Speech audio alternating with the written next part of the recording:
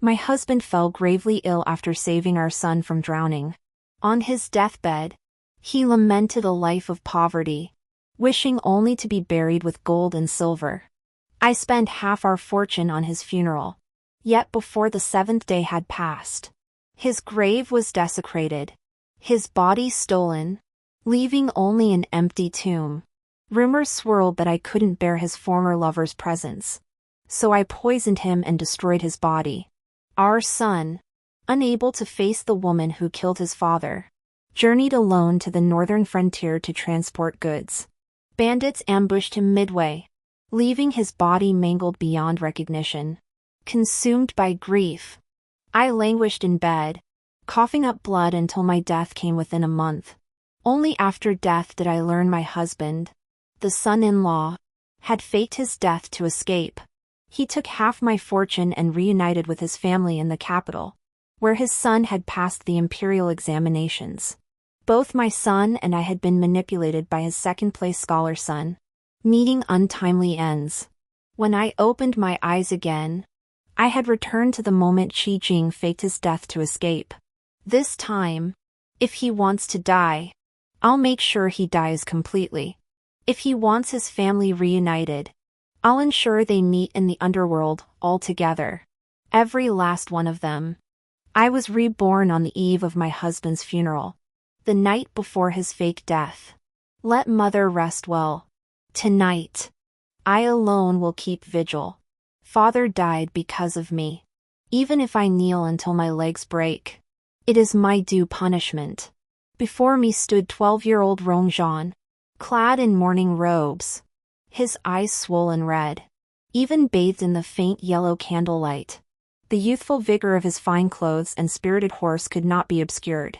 This was a world apart from the gray, broken form he had been when he died, limbs mangled, features utterly ruined, his torso pierced through. Yet the guilt and anguish in his eyes held not a shred of pretense. In my past life, my husband Qi Jing, my son-in-law by marriage, contracted a severe illness while saving young Zhan from drowning. He languished in bed for months without recovery, ultimately leaving us, his widow and orphan child, behind. I cannot forget his pleading grip on my hand as he drew his last breath. He said his life had been one of hardship, that marrying into the Rong family had left him feeling like a guest in his own home, with not a single fallen leaf to call his own. He said his only wish was that after his death, I might, out of respect for our marriage, bury some gold and silver with him, so he could be a noble scholar in his next life. Remembering our marriage and deeply sympathizing with his humble origins, I spent half our fortune on jewels and placed them in his coffin. Yet before the mourning period ended, his grave was desecrated. Both the jewels and his body vanished without a trace. My rage was so fierce I vowed to spend every last coin to recover his remains. I appealed to the magistrate's wife, who I had once saved, begging her to spare no effort in uncovering the truth.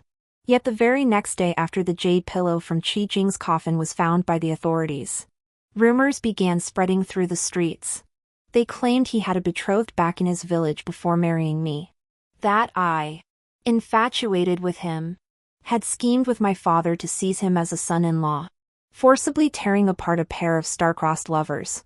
And that 2 months before his death, witnesses had seen him holding hands with his childhood sweetheart in the countryside, weeping bitterly. I must have heard the rumors, consumed by jealousy, and poisoned him daily until he was drained of life. After his death, I dug up his grave and desecrated his remains to vent my fury. These were mere rumors. Yet my son, Rongzhan, incited by a servant, disregarded my grief and confronted me with the medicine bowl. He demanded to know how his father, who could swim, ended up in such a state after falling into the water. He pressed further, was the medicinal broth I fed his father daily truly meant to save his life? Fury surged within me, yet I could offer no defense. I sought out the physician who had treated him, but the once bustling clinic lay deserted, its doors sealed. No one remained to vouch for my innocence. Rongzhan, utterly disillusioned, could not face a mother who had stolen her husband and taken a life. He journeyed alone with his merchant caravan to the northern wilderness, only to return as a mangled corpse. I collapsed on the spot, languishing in bed for over a month before dying in a pool of my own blood. Only after death did I learn my illness wasn't caused by grief, I had been poisoned. My poor son didn't perish at bandits' hands either. It was the son of Qi Jing's beloved, the second-place scholar in the imperial exams, who struck the fatal blow. Qi Jing had faked his own death to escape. He'd long since taken half my fortune to the capital, reuniting with his official son and his family. They feared that one day, the shameful secret, his reliance on me for money to raise the second-place scholar, might be exposed, ruining his son's reputation and future. So they silenced us both. On the day of my death, Qi Mingqing, clad in wedding robes, was paraded through the streets in a lavish procession to marry the Grand Tutor's youngest daughter. Qi Jing stood hand in hand with his beloved Yi Yun, seated regally in the grand hall, their family's glory unmatched. Yet my son and I stood by our grave on the outskirts, reduced to wandering spirits. This lifetime, armed with foreknowledge, I would ensure they had no place to rest in death. Jean Rong Jean turned, his face haggard, his expression dull. I seized his hand, trembling as hot tears rolled down my cheeks. Let me accompany your father on his final journey. Will you? We were young when we wed, bound by deep affection. His sudden death felt like my heart being torn out, leaving me wishing for death. Let me walk with him to the end. I longed to share with him once more the love we shared in our youth. Rong Jean's words of comfort caught in his throat. His bloodshot eyes and clenched hands spoke volumes of his grief and sorrow. It was my fault. If father hadn't tried to save me, he wouldn't have. Jean. I clasped his hand tightly. When he lifted his gaze to meet mine, I spoke with unwavering resolve. But you fell into the water because he stumbled and pushed you, and mother, you died on his deathbed. He told me it wasn't your fault. He was simply old and unsteady. A man who once ruled the turbulent waves found his ship capsized in a mere fish pond. Such was his fate. Rong Jean's brow furrowed imperceptibly. Influenced by his maternal grandfather since childhood, he was pure-hearted and easily swayed. Yet far from foolish. A mere hint from me was enough to plant doubt in his mind. After all, that day, Qi Jing had been agile and swift, pushing him to the shore with ease, yet, as if suddenly drained of all vitality, he had plunged straight to the lake bottom, showing scarcely any struggle, hardly the signs of someone choking on water. But the man was already dead. Dwell on such minutiae now was pointless. So he exhaled, urging me, it's good for mother to keep father company, but if you feel unwell, you must return to your room to rest. Even after I nodded in agreement, he still followed me into the memorial hall, seemingly unable to let go. It was as if he intended to accompany me to see his beloved father off on his final journey, but no one could stop me from carrying out my plan. Qingmei, warm a pot of tea for the young master. Qingmei, who had received my instructions while I changed, had already prepared the sleeping potion. After 1 cup of tea, Rong Jean could barely lift his eyelids. Young master has kept vigil for 3 days and is utterly exhausted. Take him down to rest for the night. Tomorrow, his father's funeral will require his constant attention. The moment Rong Jean left, my gaze turned icy, staring fixedly at the coffin filled with treasures. I sneered. Whatever my husband desires, Rong Tang shall spare no effort to fulfill. Qingmei, guard the courtyard. Zhou Yao, seal the coffin shut with beeswax. Faking death to escape? If he won't atone with his life in this lifetime, he'll never escape. Deep into the night, heavy with dew, an inescapable darkness. Beyond the chirping insects, only the sound of desperate scratching and kicking against the coffin lid, as the air inside grew irrespirable. Save me! Save me! Madam! Save me! Jean, save me! I can't breathe! I can't breathe! His cries grew hoarse and desperate, piercingly shrill. I held my tea bowl, listening quietly, yet unmoved. Guard Zhou, did you hear anything? Guard Zhou's icy eyes betrayed no emotion. He shook his head slightly and replied calmly. I heard nothing. I smiled contentedly, lifting another bowl of warm blood swallow nest and stirring it gently. Do you think the mistress is cruel? Guard Zhou met my gaze, his eyes utterly impassive. When Master Rong pulled me from the dead, he said Zhou Yao's life belongs to the young mistress. Whatever the young lady desires, Zhou Yao will serve her without reservation. As for cruelty, it concerns me not. I nodded, deeply satisfied. Very well. Those who betray me shall meet a wretched end. After tonight, you shall do one more thing for me. The sounds of kicking grew louder, the person inside even using their head to push the coffin lid up again and again, unable to bear the disturbance. I approached, tapped the coffin lid, and only after silence fell inside did I lean against it, smiling as I said, "Save your strength. You wanted death, and I granted it.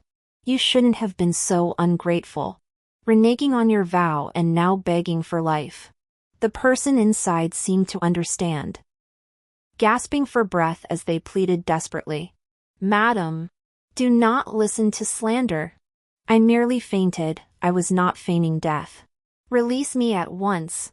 How joyful Genre would be to learn his father still lives. Then our family of 3 could reunite once more, a blessing from heaven. A fortune for us all. Even now, he still dares to deceive.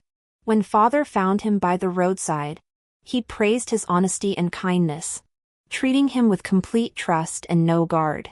But my tragic death in my previous life proved he's not only cunning but also venomous. He doesn't deserve to live. As he rambled on, painting a rosy picture of our future happiness, I couldn't hold back. I burst into laughter. When I finally stopped, clutching my stomach and wiping away tears, I said, "Your fake death potion didn't block your hearing, did it?" When I, Genre, knelt before you, weeping bitterly, filled with regret and wishing it was him who fell gravely ill and died, did you show any emotion? You didn't. Even if he spent his entire life tormented by guilt buried deep within, it couldn't stop your selfish resolve, using us as stepping stones for the sake of family reunion. Since you show no mercy, you shouldn't expect any loyalty from me. My gaze hardened, leaving only a chilling aura of murderous intent. From the moment you chose them over me and Genre's lives, you ceased to be his father. Rest easy. I'll grant you the family reunion you craved. Kicking, cursing, hysterics, the clamor never ceased. But I felt no anger, only amusement. Legs crossed, humming a tune, I watched his strength drain until silence fell. Good riddance. Dead and quiet at last. But you'll be lonely down there alone. I'll send them all down to keep you company. By the first cockcrow, the coffin lay utterly still. 2 needles confirmed Qi Jing was truly dead. Only then did I beckon, tidying the coffin inside and out.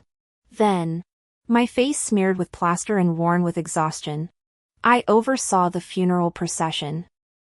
White banners stretched halfway down the street. Yellow paper scattered everywhere, yet none matched the wretchedness of my wails. Supported by Qingmei, every word I uttered was a cry of heart-wrenching farewell.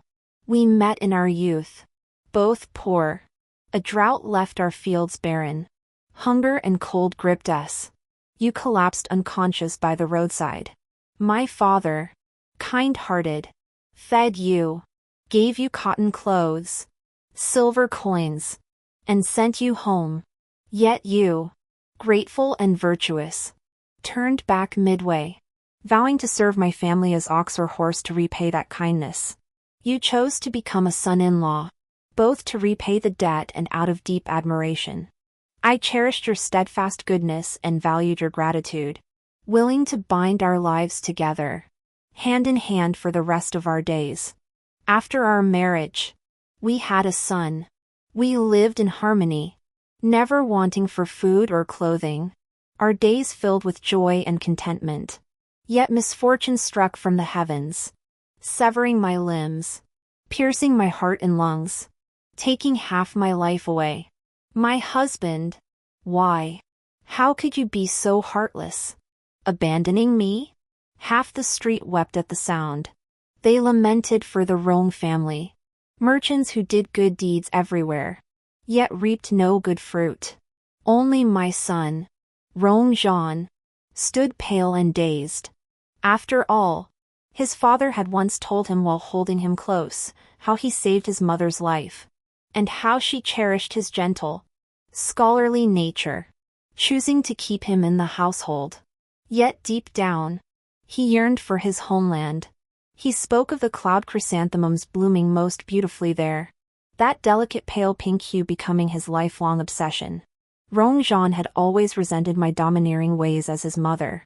Yet he felt a deeper bond with his father, who had endured so much hardship.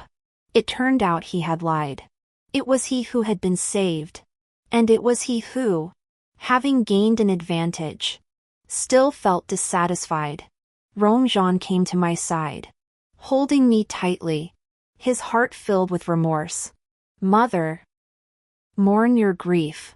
Zhan, from now on, honor your mother well. Hidden behind others, Yian watched me recount Qi Jing's deadbeat ways before everyone.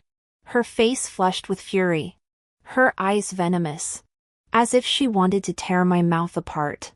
I covered my mouth with a handkerchief, secretly chuckling. Can't take it already? You'll get yours later. So what if your son planned meticulously? Did you ever imagine that all your scheming would net you nothing but a corpse? The night after Qi Jing's funeral, a downpour fell from the heavens, my stroke of luck. Suppressing my excitement, I feigned awakening from a nightmare and rushed into Rong Zhan's courtyard, crying out, Zhan, your father has come. Your father has come. Seated motionless in his room, eyes lowered in deep thought, he looked utterly lost. I'd already learned from the tortured servant that his father, Qi Jing, had entered our Rong household solely to ensure the well-being of his beloved woman and her child. My son and I, whom he disliked, were merely stepping stones for their family's rise to wealth and power, even subjected to countless deadly blows. By sheer luck, Rong Zhan had avoided smallpox, and I had been rescued by passers-by from the blizzard that wrecked our carriage. Eat the last of the family. That 9-foot-tall man, Qi Jing, was truly shameless and despicable. Seeing that I was still kept in the dark, still clinging to thoughts of his vicious father, a man full of lies and deceit, his eyes clouded over, his voice hoarse. Mother, mother, father is gone.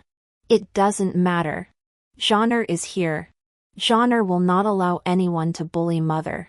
Is that so? I curved my lips, a carefree smile playing on them. Don't disappoint me. Mother's heart has already been broken beyond repair. Mother, in my youth I was ignorant and reckless, unaware of the toil you endured alone to uphold our family. My behavior was insolent, my words harsh. I have wounded your heart. May I kowtow to you in repentance? I stood before him, accepting his earnest kowtow with solemn composure. Whether in past lives or this one, I bore and raised him. Yet he failed to choose unwavering trust in me, to stand resolutely by my side. Instead, he became a blade wielded by others, stabbing my heart time and again. That is his debt to me. Had I not schemed relentlessly, ordering Zhou Yao to lock the courtyard gates during our funeral procession, then wrenching the arm of Rong Zhan's attendant to extract the full truth, he might never have known his father's true nature, nor my grievances and resentment. For all eternity, his tragic death in the past life proved it. A flower raised in a hothouse cannot withstand storms. The inexperienced Rong Zhan was no match for that family of venomous snakes. Whether it's to save his life or secure our future in safety, he must grow up quickly and face life's storms head-on. But what did your father entrust to you before his death? How did you come to know of your mother's hardships? I helped him to his feet, a smile playing on my lips.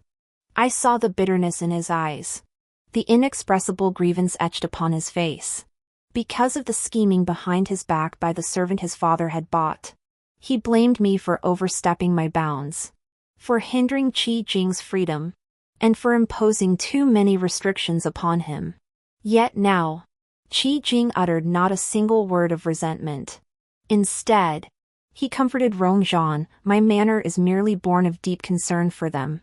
Qi Jing's gentle tolerance, flowing like a murmuring stream, stood in stark contrast to my decisive, forceful nature. This only reinforced Rongzhan's conviction that I was a barbaric, arrogant brute, a spoiled, uncouth individual. It also deepened his sympathy for his father, who seemed weak and helpless, forced to act according to my whims. Now, with the truth laid bare before him, he recalled his father's righteous indignation when begging for silver or pleading to return home for ancestral rights, his stubborn, fierce defiance when demanding an extra 100 taels of silver for Qi Jing, and his accusation that my oppression of his father was no less severe than that of the Empress Dowager and the eunuchs. All these words struck him like slaps, leaving him disoriented and utterly humiliated. Consider this his confession to me. Fate has its depths and shallows. Father is gone. And that is that. Mother should learn to let go. The night air grows cold, mother should retire early. No one spins sweet talk like Qi Jing. But I wouldn't believe a word of it. Having seen the light and turned back from the brink, he ought to show some resolve. With a faint smile, I lifted my head to meet his weighty gaze, feigning sorrow. But I dreamt your father stood before my bed, soaked through, telling me his house was leaking. Genre. It rains heavily tonight. Could your father's grave be leaking? Disturbing his peace? Genre. I must go see. Mother. Don't go. I turned and stared at him in shock. His eyes were hard and strained. Seeing my confusion, he forced a stiff, half-hearted smile. Mother has toiled for days and is utterly exhausted. The rain makes the roads treacherous, it's unwise for you to venture out. Genre will go. Is it the slippery roads and the rain? Or is it that he, too, feels his self-righteous father is unworthy of my deep affection? I suppressed my sarcasm, letting a faint smile touch my lips. Genre going is fine. Just take a few more servants and guard Zhou with you, mother, so I can rest easy. Rongzhan fought back the lump in his throat, gently smoothing my hair at the temple before his voice cracked. Very well. I'll heed mother's wishes. Heeding mother's wishes meant he shouldn't disappoint her. Rongzhan, mother's trials for you have only just begun. At his father's grave, Rongzhan finally saw the chrysanthemum Qi Jing had spoken of so often, blooming on the handkerchief of the man his father had loved. By the bitterly cold riverbank, chrysanthemums had never bloomed. What Qi Jing had never forgotten was the woman who came from the chrysanthemum garden. The servant's testimony paled in comparison to the shock of seeing it with his own eyes. When Rongzhan saw that woman's face, exactly like the portrait in his father's study, he froze instantly, rooted to the spot, unable to utter a sound. He watched helplessly as that woman embraced his father's body, cursing me. Yi Yun, following her pact with Qi Jing, led her daughter to dig up the grave. Her heart swelled with joy at the prospect of reuniting with her beloved in the capital, carrying the ill-gotten wealth to start anew. The tomb was opened, revealing rich burial offerings. Yet the person inside was utterly dead. No matter how she pounded and called out, the only response was the thunderous claps echoing across the sky. Panicked, she disregarded the thunderstorm and pouring rain, feeding medicine to the corpse, administering needles, patting and calling out. She pleaded with him, offering their youthful affection and their 2 children, begging him to open his eyes and look at her. But the dead man remained unresponsive, extinguished like a lamp. All that answered her was my cold, mocking laughter from across the river. Rongzhan watched impassively as she clutched Qi Jing's chest, hysterically demanding an explanation. Rainwater seeped through his clothes, dissolving the medicinal powder across his chest. Instantly, it corroded the corpse into a grotesque, putrid mess of flesh and blood. He snapped to his senses, charging forward to kick her flying. You bitch! Destroying my father's corpse? You're asking for death. Whether it was destroying evidence or framing someone, it was all my deliberate plan. I had Zhou Yao smear the bone-corroding powder on Qi Jing's flesh precisely for this downpour, so Qi Jing would die without a proper burial, at the hands of the one he loved most. Qi Jing's rotting flesh and blood foam coated Yi Yun's hands as she shook her head repeatedly, watching her palms, stained with the poison, begin to ulcerate. Terror filled her eyes and uncontrollable tremors shook her entire body. After all, that bone-corroding powder was the signature weapon of Zhaijin, her lover who had faked Qi Jing's death to escape. Doubts had taken root in her mind.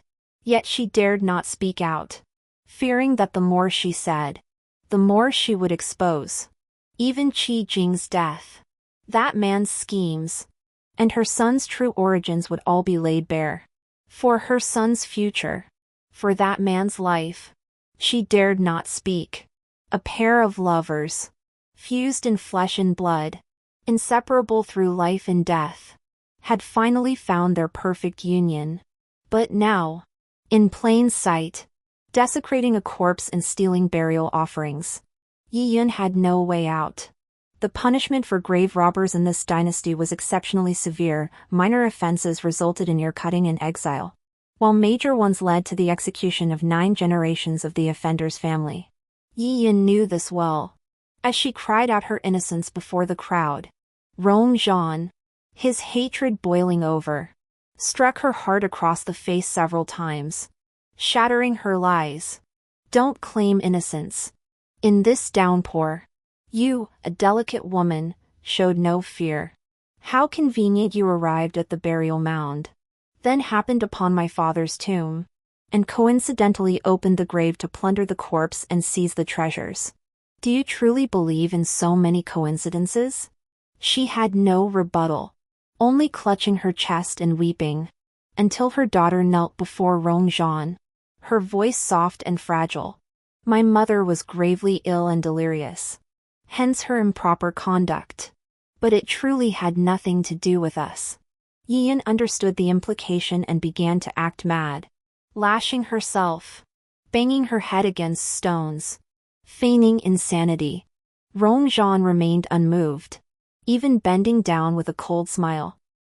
He clamped Yi Yun's blood-stained jaw and growled harshly, "Guess what? Do you think I believe you? Liars, you're all liars." He then delivered a brutal kick, shattering her ribs before ordering men to pin her to the ground. The darling cherished by Qi Jing now lay covered in blood and mud, a pitiful sight. Even the cold-hearted Zhou Yao couldn't help but gasp. The young master fought like a madman, pouring every ounce of strength into each strike. His fury so intense he seemed determined to choke that woman to death before his father's corpse. I gave a cold laugh. Her grave-robbing scheme to take Qi Jing away only proved the servant's words true. Even the last vestiges of doubt and tenderness vanished completely. Betrayed and deceived by those closest to him, how could he not hate? A beating was nothing compared to the punishment for tomb raiding. My refusal to hand over the burial treasures was never generosity. It was letting them walk into a trap, doomed to perish without a proper burial. Those sacks of jewels were meant for Qi Jing to take to the capital to secure Qi Mingqing's future, yet in the end he couldn't take a single copper coin with him, meeting a fate worse than death. They even dragged his beloved son from the clouds straight into hell. We're not grave robbers, we'll give you everything. Please spare my mother, I beg you. Rong Zhan stared at his father's corpse exposed to the wilderness, filthy and torn. Rage and sorrow overwhelmed him, his body visibly trembling. You desecrated my father's corpse and stole my burial jewels. I may forgive you, but the authorities will not. Even if they cried out in unison that they were innocent, it could not change what everyone had seen with their own eyes. Unfortunately, the breastplate in Qi Jing's hand and the thumb-sized pearl in his mouth were both missing. Neither of these items was particularly valuable, yet they were indispensable burial offerings for the nobles and wealthy of our dynasty.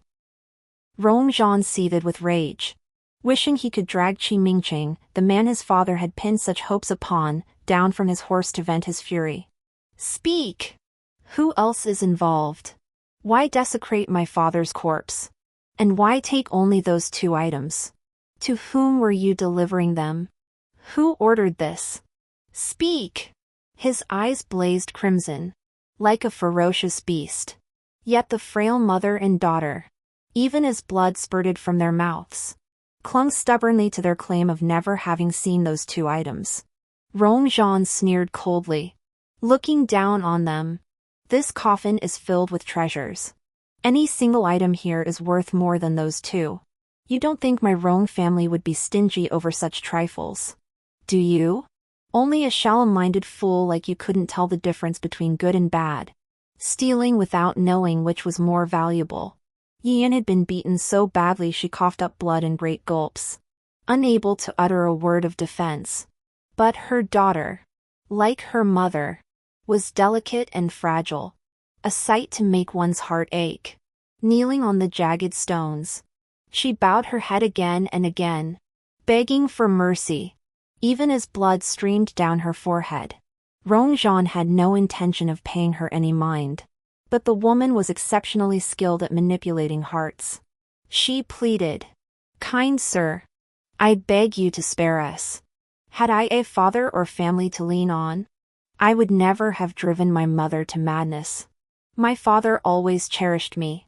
If he knew I'd stoop to crawling like an ant, begging for life on my knees for my mother, the grief would break his heart. As a child, it is my duty to ensure my father does not die with regret." My useless son, with his tender heart, was determined to avenge our mother at any cost. Yet her words stirred something in Rongzhan. Remembering she shared his bloodline, he could not bear the thought of their father witnessing their siblings' strife and dying with regret. His resolve softened. Clenching his fists, he forced back his seething hatred, lowered his gaze, and turned away, fleeing as though escaping. He didn't know that his momentary weakness nearly cost us the advantage in our revenge. Standing beneath the massive banyan tree, umbrella in hand, I shook my head in disappointment. "Qing Mei, deliver a message to the prefect. My son Zhan is young and inexperienced. His methods still a bit crude. Since they've denied my late husband peace, I shall make them taste suffering." Qing Mei departed to carry out the order. What awaited that mother and daughter was an endless cycle of torment through 18 torturous methods. The breastplate in my sleeve, after I'd toyed with it, was tossed into the rushing river by the roadside, vanishing without a trace in an instant. I had long since retrieved the breastplate from the coffin. I had always intended for them to die. What of it if they smeared me with filth? Having been reborn, should I show mercy to those vile creatures who drowned me in a sea of blood? Only, the son I had pinned my hopes on ultimately disappointed me. The corridor was chilly, and Rongzhan returned wrapped in a chill. The tender light in his eyes had completely extinguished, replaced by the despondency and world-weariness of one battered by wind and rain. He felt guilty toward me, unable to meet my gaze directly. He only spoke softly. "Mother, the weather has turned cold. You shouldn't be standing out here in the chill." I smiled faintly, glancing at his tightly clenched fists before smoothing his collar. So those thieves refused to confess. And that's why my son looks so troubled? He stared at me, his eyes churning with emotion. After a long moment of hesitation, he lowered his gaze and murmured, "I'm useless, Mother." My hand paused. I met his gaze and replied coldly, "How could you be useless? You're quite useful indeed. Even when your father's betrayal of me was laid bare before your eyes, you dared to act on your own and conceal it from me so thoroughly. Even when that mother and daughter fell into your hands, you still stabbed me in the back, sparing that little slut." He looked up in astonishment, his eyes wide with shock. "I didn't. I wouldn't. Mother, how did you know? How did I know? Do you think things that fall into your hands just drop from the sky? If I were as foolishly compassionate as you, we'd both be fish on someone else's chopping block." Deeply disappointed, I turned away and asked coldly, "Let me ask you this, was it Qi Jing who pushed you into the water?" He hesitated for a long moment before meekly lowering his head and admitting it was so. "And the jade your maternal grandfather gave you, you handed that over to him too, didn't you?" He nodded again, gritting my teeth. I gathered all my strength and struck him twice across the face, hard enough to make him turn his head away, unable to meet my gaze. Do you realize that the jade your grandfather traded his life for was used by him to secure a brilliant future for his own son? Had your grandfather not shielded the Grand Tutor from a blade, he wouldn't have departed so soon, leaving you and me, his mother and son, to become mere fodder for others. You've not only trampled on your maternal grandfather's love for you, but also the future and peace he traded his life for. My hatred surged, suppressing my heartache and reluctance. I spat out harshly. Even after you saw that woman, knowing how they'd schemed against us, you still couldn't bring yourself to act. You even spared him a severe punishment out of brotherly affection. Is that right? He had no rebuttal. I looked at him with a cold smile. Do you know that woman's name? Qi Nianai. Rongzhan's eyes filled with terror, the color draining from his face. Nianai. The only one Qi Jing never forgot was her mother, Yi Yun. The moment you turned away, she slipped off her earrings, intending to have her brother in the capital tear us mother and child to pieces. Only when the letter was flung before him did he glimpse the full picture amidst those venomous words. Instantly, he paled, overcome with dread. Rongzhan, your kindness, your soft-heartedness, it will be the death of us mother and child sooner or later. Rongzhan staggered back, his gaunt frame like a fallen leaf, ready to be blown over by the wind. I squeezed my eyes shut tightly, and after the pain subsided, I made up my mind. You were wise from a young age, groomed by your maternal grandfather to be the young master. But later, your father indulged you and spoiled you, always claiming it was for your own good, yet ultimately corrupting you. That hawk he cast from the cliff's edge now soars through the heavens, its eyes blazing with murderous intent, waiting only for the right moment to tear us both to pieces. Yet you, sheltered beneath its wings, cannot even bring yourself to devour the living prey offered to your mouth. I know your gentle nature, always seeking to do good. But in the Rong household, there's only us, a widow and her orphan son. Without cunning and resolve, forget about the family estate outside, even our own lives would be hard to protect. If you truly cannot stand on your own, then mother will expect nothing more from you. As he stammered, unable to speak, I placed the key to the small storeroom on the tea table. Even half of the estate left by your maternal grandfather would be enough to provide for your needs for several lifetimes. As your mother, I have fulfilled my duty by ensuring your material security and future peace. From this day forward, we part ways. I shall seek justice on my own. Only then did my resoluteness and ruthlessness make him realize, the mother and child, the servant's testimony, and last night's confrontation, all were tests I set for him. He knew the truth, understood how I'd been manipulated and deceived for years. Yet toward the enemy who plotted against our lives and fortune, he remained indecisive. His heart still too soft. Rongzhan's expression trembled, staring blankly at me, his flushed face drained to ashen gray. He knelt before me, bowing his head in confession. Mother, I was wrong. A son should not be swayed by sentimental pity. I have disappointed you. I paid him no heed, tossing aside the fragrant herbs he'd used to perfume his clothes before turning into my chambers. If you've erred, let me see your sincere repentance. That packet of incense was procured by his so-called father. Presenting it as a birthday gift, he embraced Rongzhan with feigned affection. Genre studies tirelessly, rising early and retiring late, which must be exhausting. Though your mother is strict, it is all for your own good. As your father cannot assist with your studies nor business, I spared no expense to procure this calming incense for my son. Wearing garments scented with it daily will also soothe your mind. This is all your father can do for you. At that moment, I stood nearby holding a portable heater, watching them with a warm smile. Their father-son bond seemed as close as lifelong friends, a sight that felt deeply comforting. Little did I know that incense carried poison within it. After Rongzhan died in my previous life, I clung to his clothes daily, mourning him through the objects he left behind. That's how I became poisoned, eventually coughing up blood and dying. Rongjean wasn't a fool. I threw it to him, and he knew to investigate. Even after questioning the apothecary, he remained skeptical. He stormed into the woodshed, where he subjected the broken-limbed, bloodied servant to brutal torture, extracting the horrifying truth. A tiger may devour its young, but Qi Jing had inflicted countless cruelties upon our only son. Rongjean pitied others who lacked a father of their own. Yet he himself was less fortunate than those others. In my past life, his gullibility led him to doubt me, destroying himself and leaving me with a heart of flame. Pain so intense it shattered me. This life demands vengeance. Yet I won't force myself to cling to a worthless fool who can't stand on his own.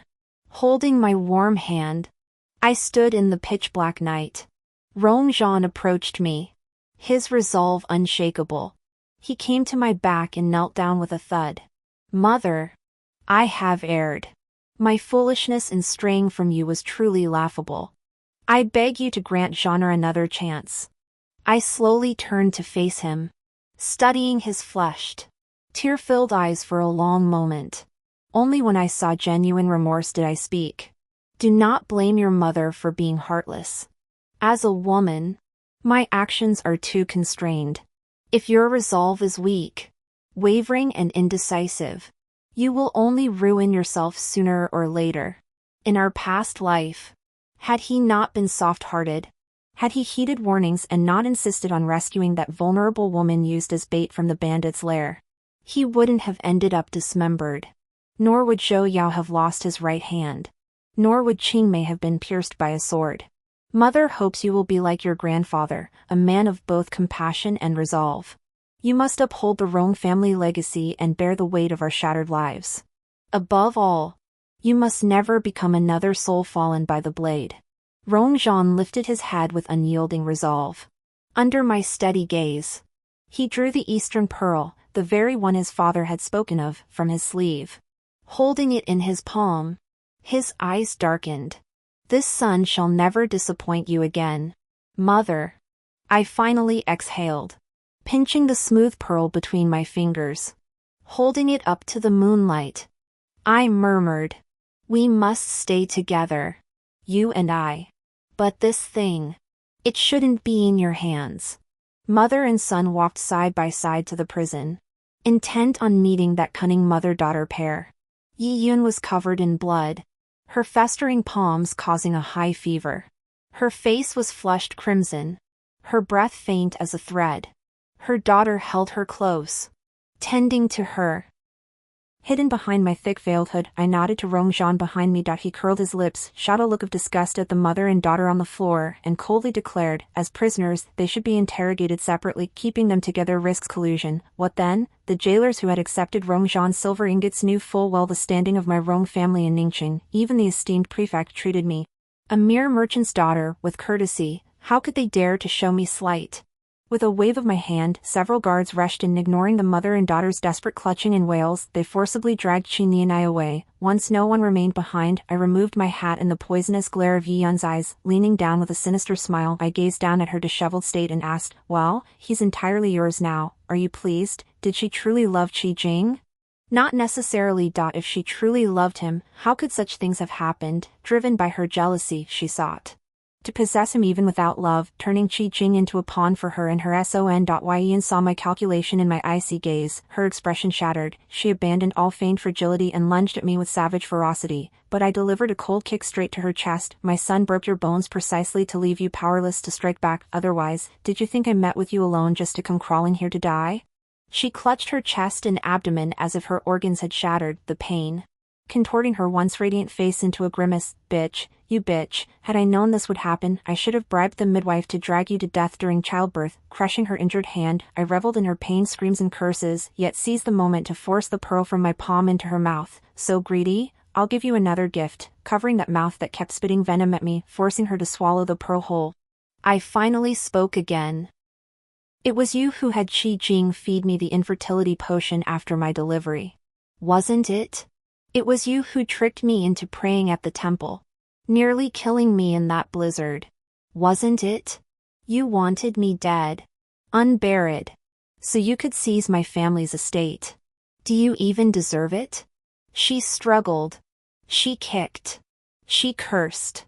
She even snapped her own fingernail clean off while clawing at my arm. Bright red blood stained my robes.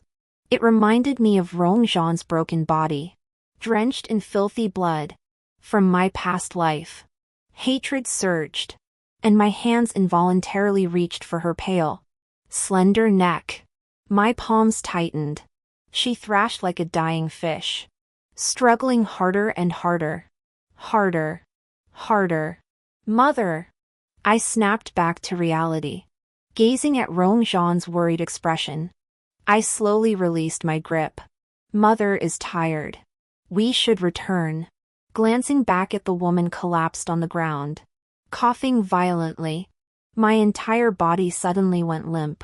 Only by placing my hand on Rongzhan's outstretched arm could I manage to stand. Mother. And me. I replied through tears, yes. This time it's different. I still have you. As we approached the prison gate, I glanced sideways. Qi Ni and I, now stripped of Rongzhan's protection, was bound and gagged, facing the same brutal interrogation as her mother. Her eyes brimmed with tears. Biting her lip, she looked helplessly at Rongzhan, who was barely older than her. She tried to trade her willow-like frailty for my son's pity. But she didn't know that the servant only pointed her out after losing a finger. This pitiful creature had a heart as poisonous as any. She had long conspired with Yi Yun. Once they left Ningqing, they planned to drown me in irrefutable rumors, to drive a wedge between us. She had planted a desperate criminal as a guard in my courtyard 3 years ago. She planned to drug me when I was physically and mentally exhausted, to destroy my reputation. Alas, no matter how cunning she was, she ultimately lost. Last night, the prison guard she bribed with earrings was about to send a letter to the capital, but I intercepted it. All his elder brother could receive was a forged letter of safety, crafted by Rongzhan himself. Perhaps she didn't try hard enough. From what I saw, she showed no fear. The gatekeeper in my courtyard was crippled by Rongzhan himself before being sold off. And the plea for help sent to the capital? Every word, every line, was filled with her bitter hatred for us, mother and son. Once Rongzhan's compassion was exploited, not a shred of pity remained. The elder was too formidable. The younger too loose-lipped, the latter would prove far easier to break. After all, they were grave robbers, severe punishment was inevitable. But the lost artifact and its mastermind must be uncovered. The jailer understood implicitly and turned to leave. Soon, heart-wrenching screams echoed from within. Separated by a single wall, Yian finally raised herself to her knees before the door, pleading desperately. Stop the beating. I beg you. She's just a child. It's all my fault. Do with me as you will, beat or kill me, but please spare my daughter. I shook my head, mouthing 2 words, no chance. She began ramming the door frantically, screaming hysterically. No one ordered us. We were just passing by. We saw the grave explode and went to take a look. Don't frame innocent people. You tortured a confession out of me. May you all rot in hell.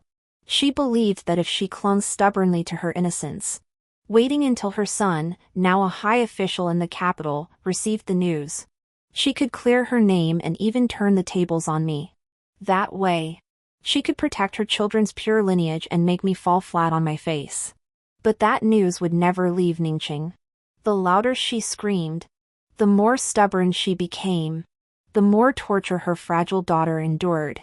After several rounds, the delicate girl finally passed out. Ah, such tender skin. Untouched by hardship, she simply couldn't endure it. Yi Yun's agony choked her until she finally coughed up blood and collapsed, stiff as a board. The pain I endured in my past life, watching my son's body mutilated and his spirit shattered, she, as a mother, would now taste for herself. But that wasn't enough. She deserved to experience the shattering grief of a white-haired parent burying a black-haired child.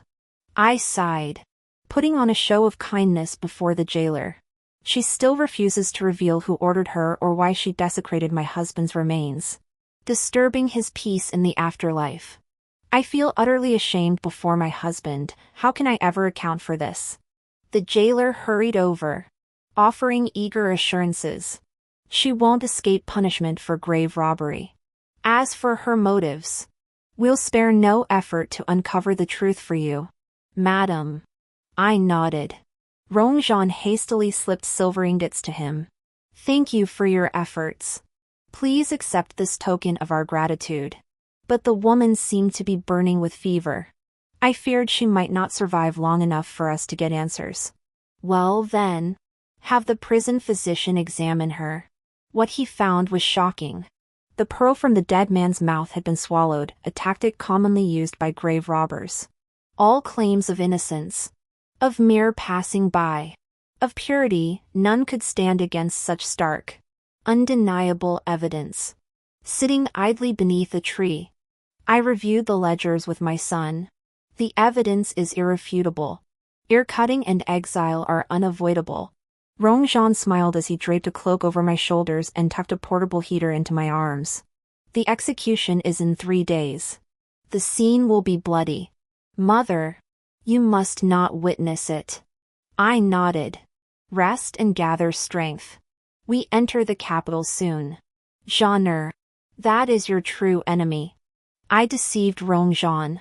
While he busied himself arranging matters inside and outside the mansion, I went to the execution ground to witness it. Spectators packed the area densely. Whispers of discussion filled the air. Seemed so frail, yet a grave robber. Grave robbing is one thing, but desecrating corpses? Utterly inhumane. She dared stuff the pearl that had been in that corpse's mouth into her own. She's lost all scruples. Hateful, despicable, terrifying, infuriating. Yiyan cried out tearfully, nearly breaking down. Lies. You're all lying. I didn't do it. It's them. They're framing me. My son is a high-ranking official in the capital, personally appointed by His Majesty. You slander us with blood on your tongues and inflict cruel punishment on my daughter and me. When my son learns of this, you will all die. An elderly onlooker patted his frightened chest and waved his hands repeatedly, demanding lives with every word, truly terrifying. This old man is afraid. Afraid. Yi Yun's incessant curses were dismissed as the ravings of a madwoman, becoming a laughingstock for others to point and mock.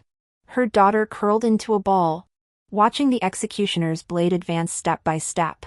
Finally, like a timid, inexperienced young girl, she began to shiver violently, soiling her pants with a mixture of yellow and white. When the radiant young woman had her ears cut off and characters branded into her skin, her screams could be heard across several streets. Her mother, witnessing her flesh torn, blood streaming down her face, her dignity utterly lost and despised by all, felt as if her heart and soul were being ripped out.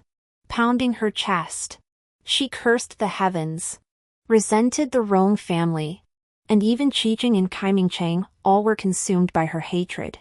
No wonder a woman with ears cut off and branded was marked as a criminal slave. Her future and reputation were forever lost. Even if her innocence were proven, she'd have no decent path ahead. She'd be pointed at and mocked, finding no place to stand. I deliberately made concessions precisely so Yi Yun would witness her kin suffer, powerless to do anything but wince in agony. Just as Rongjean had watched the guard dog cradle my unconscious body, seething with hatred yet too cowardly to face me, he'd marched alone through the frosty night into the northern desert, bringing me pain and resentment that knew no relief. Our eyes met across the distance. Her world-shattering hatred dissolved into a collapse of sobs at my indifferent smile. I curved my lips, mouthing a wish for her smooth journey. Only after witnessing those two executed, their hands bound with straw rope for exile to Lingnan, did I rise. Out of the corner of my eye, I caught sight of the serene-eyed divine physician Zhaijin in the crowd. I gave a cold snort, brushing my skirt. Tomorrow, relay the news to the one in the capital. The one who should come has arrived. We, too, must press our advantage. The messenger departed before me. So by the third day of our voyage, we were already being watched. Mother, the fish has taken the bait. I nodded. This is your first solo mission. Exercise utmost caution. He knows we're heading north to the capital for his future and his life. He won't tolerate it. Nor can he wait. He must strike first. He dispatched men south to rescue his mother and sister while plotting to strangle Rongzhan and me en route. Yet his miscalculation was profound. While he poured every effort into blocking, poisoning, intercepting, and killing me, his mother and sister had long been plunged into dire peril. Yi Yun's confidant, the renowned physician Zhaijin, had already abandoned all caution to rescue the mother of his child. Yet Rongzhan had been lying in wait for quite some time. Despite his mastery of poisons, which felled the tea-drinking soldiers one by one, he ultimately couldn't escape the encirclement and pursuit of our men. Struck by an arrow, he fell unconscious and was captured alive. But the mother and daughter he had rescued vanished without a trace. The day Rongzhan caught up with me, I was already poisoned and ill. I lay dazed for days, utterly exhausted in the cabin, unable to rise. Driven by his love for his mother, he urgently summoned a female physician. After examining me for the duration of a stick of incense, she prescribed a decoction before permitting the ship to move. Yet barely half a day later, our vessel caught fire in the turbulent river currents. Those who could swim leapt into the river to escape. Left behind in the burning hull, Rongzhan and I, still unconscious, were trapped and perished in the inferno. Witnesses by the riverbank said those trapped in the cabin, with no escape, pounded the floorboards with their belongings, making a deafening clamor.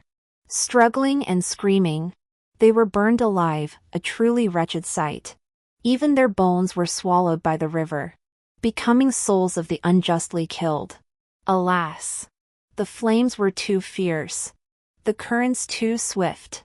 Rescuing those trapped in the sealed hold was harder than climbing to the heavens. Qi Mingqing sat by the window in a tea house on the bustling street, a cold smile on his lips. They were men destined to die, only a few days earlier than planned. Once they're dead, there's no trace left to investigate. That will restore my official position. No word yet from those heading south? Why have living people vanished without a trace? Once they reach the capital, I'll have plenty of ways to clear their names. No one by his side responded. His gaze fell in anger, only to meet mine and Rongzhan's, standing perfectly still on the opposite street. His hawk-like gaze locked with mine across the street. As I turned with a smile and pulled Rongzhan away, his eyes instantly filled with shock and terror. He rushed after us, only to see us climb into the most ordinary carriage. The coachman's back bore an uncanny resemblance to Zhaijin. How frantic he must have been, dashing over without regard for decorum, only to see the carriage clatter away into the distance. Guards reported that Rongzhan and I had been frequently entering and exiting the Ministry of Justice, their purpose unknown. That he must have been terrified. Indeed, how could he not be? It was he who orchestrated Qi Jing's fake death to escape, and he who ordered the burning of the ship's hold, and Zhaijin knew every detail. No wonder the kidnapped man vanished without a trace. He had defected to me.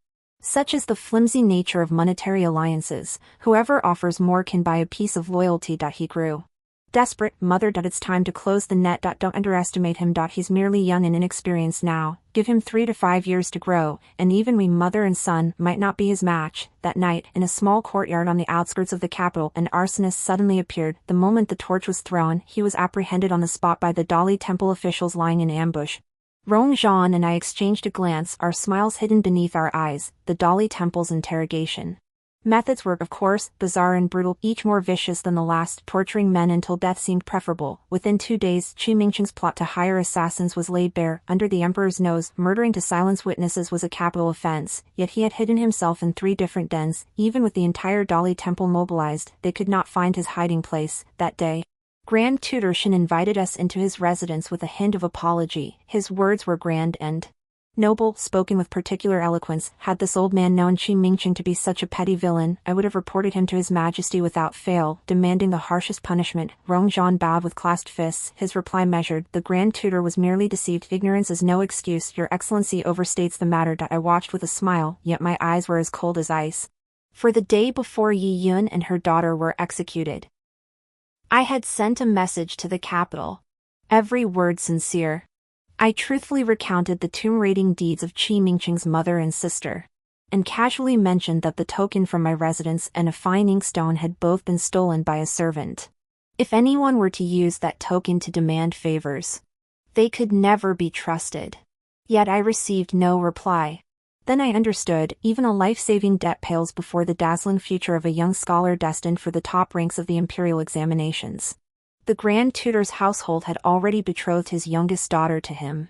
Their fortunes were now inextricably linked. He would never stand up for us, much less risk his daughter's reputation and future. Fortunately, I intercepted their distress letter in Ningqing. Otherwise, the Grand Tutor might have destroyed my entire family to protect the runner-up. With no support left, I had no choice but to lure the snake out of its hole. I turned Zhaijin over to the authorities in the capital, cutting off Qi Mingqing's escape route. Alas, Zhaijin refused to implicate his own son. He chose to bite poison and die rather than utter a single word. Ultimately, news of the runner-up's mother and sister committing tomb robbery reached the capital. Censors impeached him, forcing him to convalesce at home. As for us, we deliberately appeared before Qi Mingqing, planting seeds of suspicion about Zhaijin. He would inevitably seek to eliminate the threat completely. His ruthlessness and decisiveness, I witnessed them firsthand in my past life. Thus, I was utterly certain this plan was foolproof. Zhan, did you see? Had we recklessly stormed the Grand Tutor's residence to cry injustice, what awaited us would surely have been eternal disappearance. Rong Zhan snorted coldly. Grandfather should never have saved him. I shook my head, gazing at him. Without that debt of gratitude, our merchant house, the Rong family, could never have secured the prefect's favor in Ningqing. Human nature is far more complex than you imagine. You still have much to learn. But never mind. Once he's ensnared, we'll have all the time in the world to learn slowly. In the depths of winter, heavy snow fell, yet I found myself longing for the osmanthus cakes of Ningqing. Mother, I must go. With the wind howling and snow swirling, let your son fulfill his duty. Gazing at the tall, graceful figure of Rong Zhan before me, my heart warmed with profound emotion. My son must stand alone against the storm. Mother will wait for your return. He bowed respectfully and strode away. Goosefeather snow pelted my face. Yet my heart burned hotter than ever. Rong Zhan was no longer the timid figure of my past life. He faced the storm head-on, fearless, determined to pass the imperial examinations and secure a bright future for me. With hope for the Rong family, I could finally relax and seek a life of joy and peace.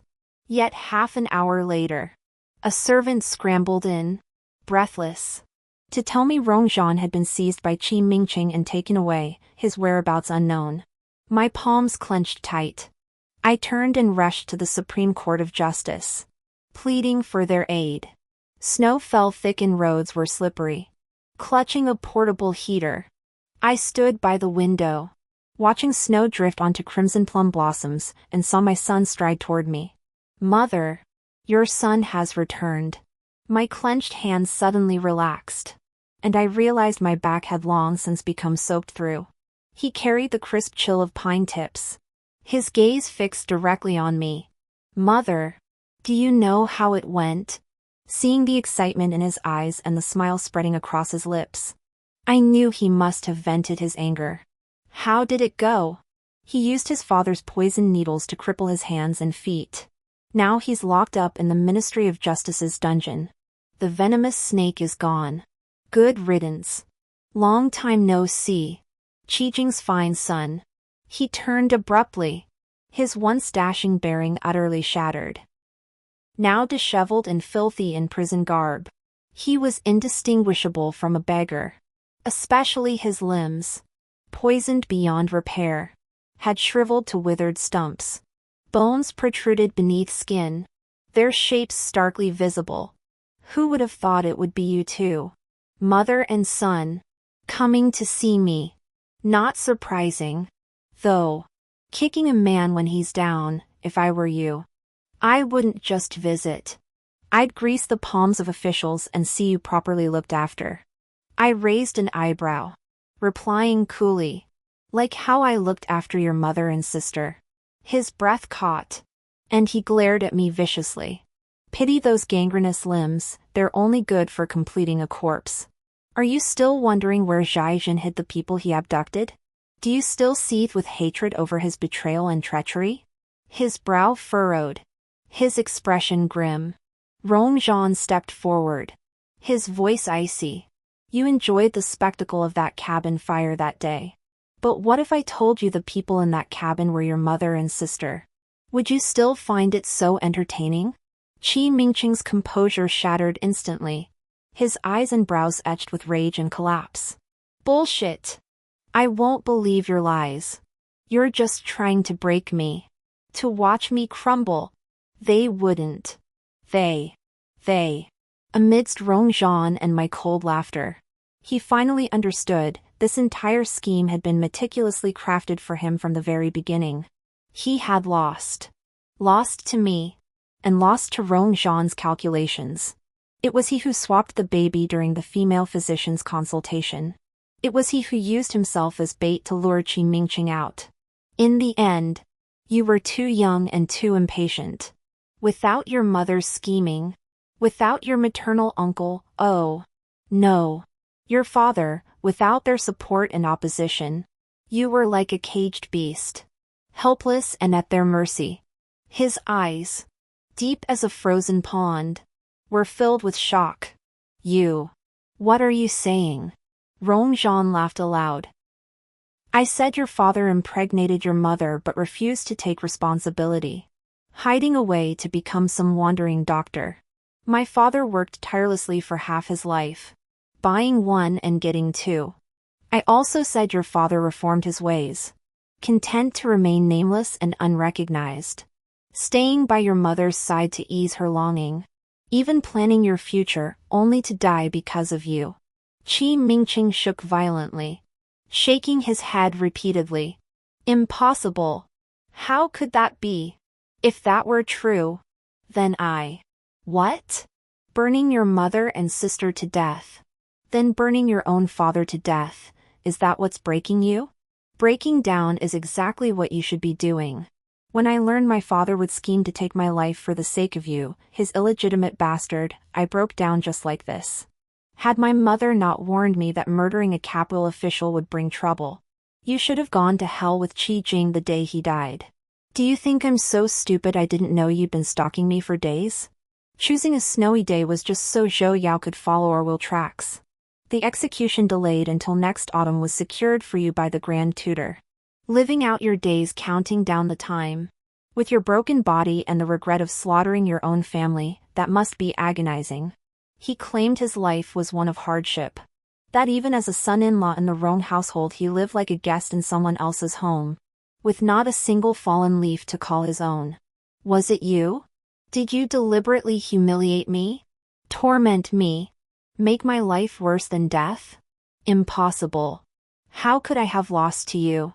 Father said you were inferior to me in every way, dull-witted and soft-hearted, incapable of great deeds. How could I possibly lose to you? His eyes flashed, and he suddenly snapped his head up, glaring at me viciously as he roared.